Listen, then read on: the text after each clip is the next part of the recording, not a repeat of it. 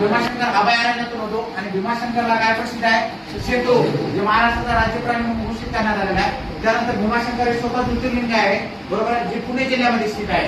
आणि भीमा नदीचा जो चंद्रासारखा आकार होतो ते पंढरपूरला होतो, म्हणून तिथे त्याला चंद्रभागा म्हटलं जातं. आणि भीमा नदीवर एक सर्वात मोठं धरण आहे जे उजनी धरण आहे, जे सोलापूर जिल्ह्यामध्ये स्थित आहे. त्यानंतर तुम्हाला नेक्स्ट सांगितलं कृष्णा नदीचा उगम महाबळेश्वरची हाईट किती सांगितली होती, जिथे थंड हवेचे ठिकाण आहे. आरणा, नरना, कर्नाळ, चपळा, गौदा, महिषमाळ, तोरणमाळ, चिखलदरा, भंडारा, पाट, यावल, त्यानंतर तोरणमाळ आणि महिषमाळ हे जे होते हे थंड हवेचे ठिकाण सांगितले. सर्वात मोठं थंड हवेचे ठिकाण महाबळेश्वरचं आपण नाव दिलं जातं, जे महाबळेश्वर सातारा जिल्ह्यामध्ये. महाबळेश्वर सातारा जिल्हा कशासाठी प्रसिद्ध आहे, सर्वात जास्त ग्रामपंचायती.